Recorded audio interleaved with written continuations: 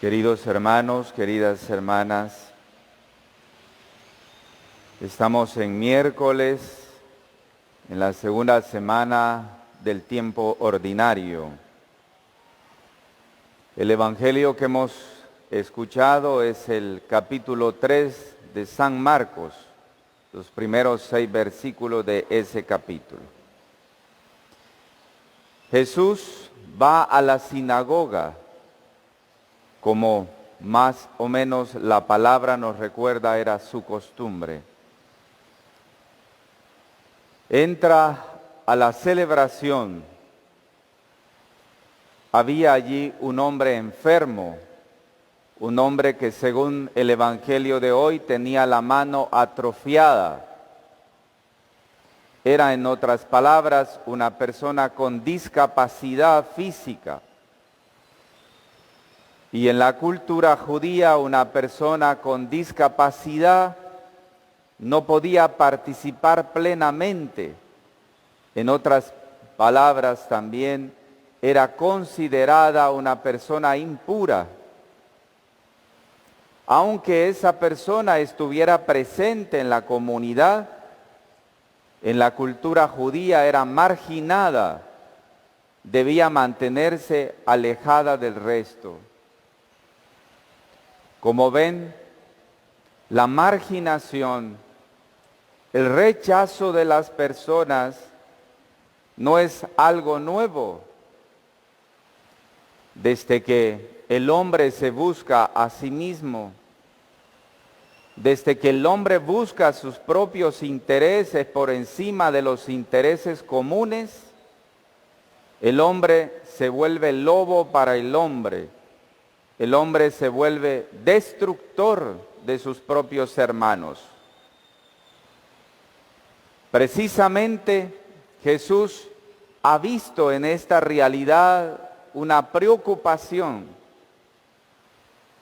Los adversarios están pendientes, observan lo que Jesús va a hacer. Ellos no se fijan en la persona humana.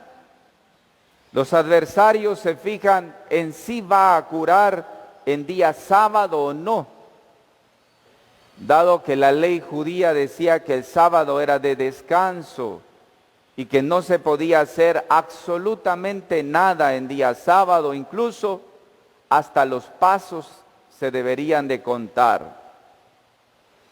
Jesús ha abolido ese principio, porque para el Señor está por encima de cualquier acción absurda, está por encima la persona humana, el ser, el hombre, la mujer. Lo quieren acusar los adversarios por querer curar a este hombre en un día sábado. El segundo mandamiento de la ley de Dios mandaba santificar el sábado. Estaba prohibido trabajar en ese día, nos lo recuerda el Éxodo, el capítulo 20 del libro del Éxodo. Los fariseos decían que curar a un enfermo era lo mismo que trabajar. Por esto ellos enseñaban, está prohibido curar en día sábado. Colocaban la ley por encima del bienestar de las personas. Jesús los incomoda con su actitud, porque el Señor ha colocado encima a la persona humana, contrario a las preocupaciones de los fariseos y de los herodianos, que más bien se preocupaban por los principios básicos de la ley sin espíritu, preocupados porque no se hiciera absolutamente nada en el sábado, aunque lo que se tuviera que hacer tuviera que ver más bien con la persona humana y con el valor de la persona humana. Jesús de manera imperativa le dice a este hombre enfermo, levántate, ponte aquí en medio. Es un signo maravilloso de Jesús con este hombre. Jesús ha pedido dos cosas esenciales al discapacitado. Le dijo, levántate y ponte en medio. Cuando en la palabra, en el Evangelio se habla de levantarse, tiene el mismo sentido en todos los evangelios. Quiere decir, resucita, ponle vida a todo lo que tienes. Eres nuevo, eres verdaderamente nuevo. El discapacitado debe resucitar, debe levantarse, más aún debe ponerse en medio de la comunidad. Es decir, ocupar un lugar en el centro de la comunidad. Los marginados, los excluidos, deben ponerse en medio, no deben de ser excluidos. Deben de ser incluidos y acogidos. Deben de estar junto con todos los demás. Jesús llamó al excluido para que se pusiera en medio. Es el principio básico del cuidado de la persona humana, que está por encima de cualquier otra situación. ¿Cuántas violaciones, mis hermanos y mis hermanas, a este principio evangélico de hoy? ¿Cuántas personas violadas en sus derechos humanos? Vemos ahora este fenómeno tan doloroso y triste de los migrantes, de las personas que se van de este país porque no hay oportunidades.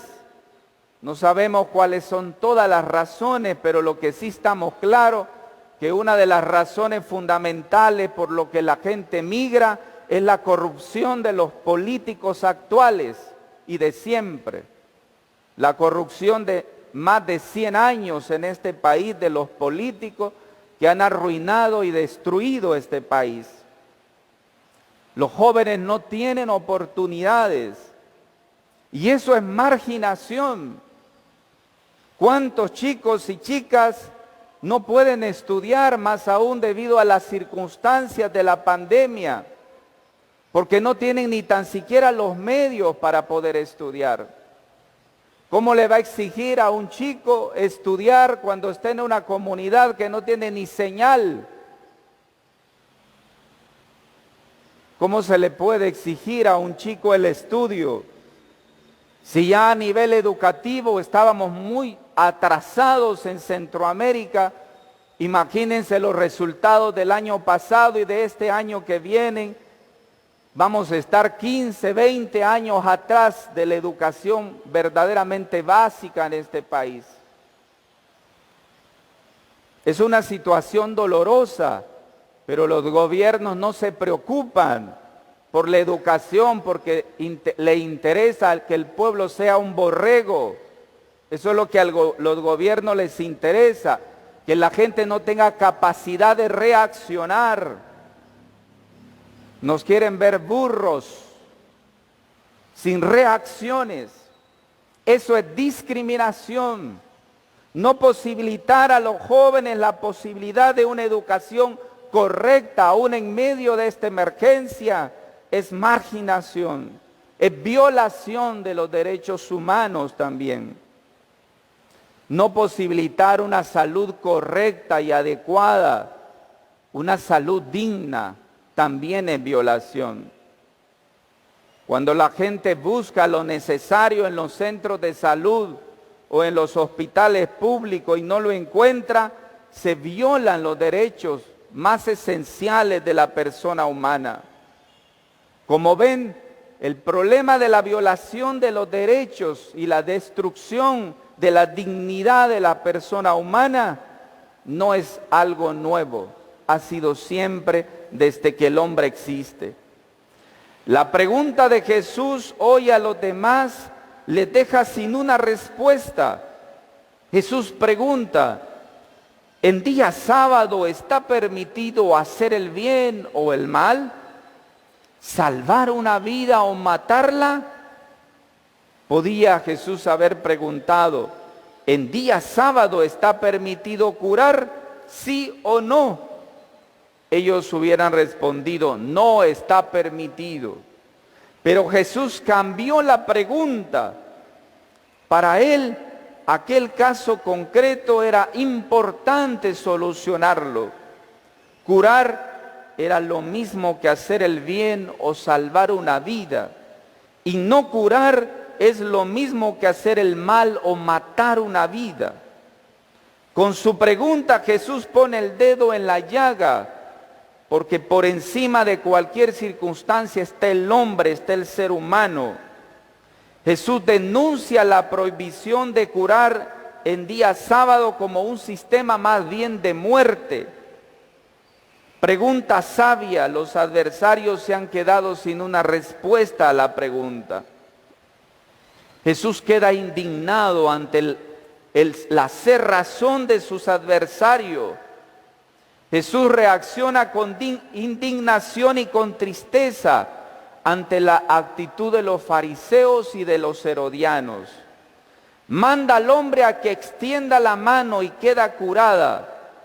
Al curar al discapacitado, Jesús muestra que él no estaba de acuerdo con el sistema que ponía la ley por encima de la vida. Y en respuesta a la acción de Jesús, los fariseos y los herodianos deciden matarlo. Con esta decisión confirma que son de hecho ellos defensores de la muerte, no de la vida. No tienen miedo a matar para defender el sistema contra Jesús, contra el sistema que ataca los principios de Jesús, que son los principios de la vida. Por eso, mis hermanos y mis hermanas, el que cree en Cristo, el que ama al Señor, sabe que primero está la persona humana, sus valores, sus necesidades fundamentales, como la vida, como la salud, como la educación, que son valores esenciales y necesidades elementales de una persona.